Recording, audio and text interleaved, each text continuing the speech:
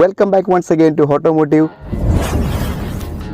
ഇന്ന് ഞാൻ വന്നിരിക്കുന്നത് വളരെ ഒരു ചെറിയ വീഡിയോ ആയിട്ടാണ്, വളരെ ഷോർട്ട് വീഡിയോ ആണ്. നമ്മൾ പലപ്പോഴും നമ്മുടെ കാറിൻ്റെ എയർ ഫിൽറ്റർ ചേഞ്ച് ചെയ്യാറുണ്ട്, ഓയിൽ ചേഞ്ച് ചെയ്യുമ്പോൾ ഓയിൽ ഫിൽറ്റർ ചേഞ്ച് ചെയ്യാറുണ്ട്, അങ്ങനെ ഒരുപാട് ഫിൽറ്റേഴ്സ് നമ്മൾ ചേഞ്ച് ചെയ്യാം. പക്ഷേ ഇതിൻ്റെ ഇടയ്ക്ക് നമ്മൾ മറന്നു പോകുന്ന ഒരാളുണ്ട്, നമ്മുടെ ക്യാബിൻ ഫിൽറ്റർ.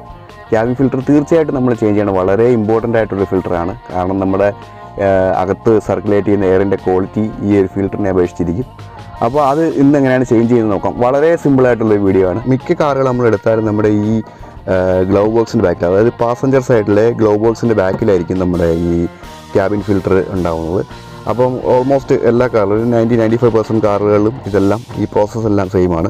ഞാൻ ഓൾറെഡി ഐ10ൻ്റെ ഒരു വീഡിയോ ചെയ്തിട്ടുണ്ട് ക്യാബിൻ ഫിൽറ്റർ ചേഞ്ച് ചെയ്യുന്നത്. ഞാൻ ലിങ്ക് താഴെ ഡിസ്ക്രിപ്ഷനിൽ കൊടുക്കാം. അപ്പോൾ ആവശ്യമുള്ളവർക്ക് അത് പോയി കാണാം. അപ്പോൾ നമുക്കിതെങ്ങനെയാണ് ചേഞ്ച് ചെയ്ത് നോക്കാം. ആദ്യം നമ്മൾ ഗ്ലൗ ബോക്സ് ഓപ്പൺ ചെയ്യുക. ഓപ്പൺ ചെയ്ത് കഴിയുമ്പോൾ ഈ രണ്ട് സൈഡിൽ 2 ടാപ്സ് ഉണ്ട്.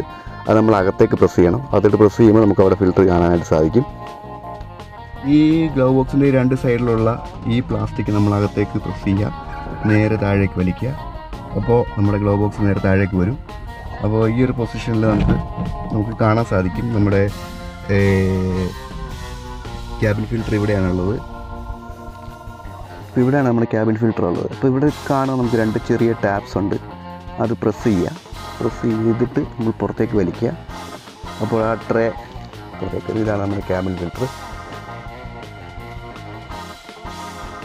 അപ്പോൾ നമുക്ക് നോക്കിയാൽ തന്നെ മനസ്സിലാവും എന്തുമാത്രം ഡസ്റ്റ് ഇതിലുണ്ടെന്ന്. അപ്പോൾ ഇത് ചേഞ്ച് ചെയ്യാനായിട്ട് നമ്മൾ ഒരിക്കലും മറക്കരുത്. ഇത് ചേഞ്ച് ചെയ്യുന്നത് വളരെ സിമ്പിളാണ്. ഈ ഫിൽറ്റർ നമ്മൾ എടുത്തങ്ങോട്ട് മാറ്റുക.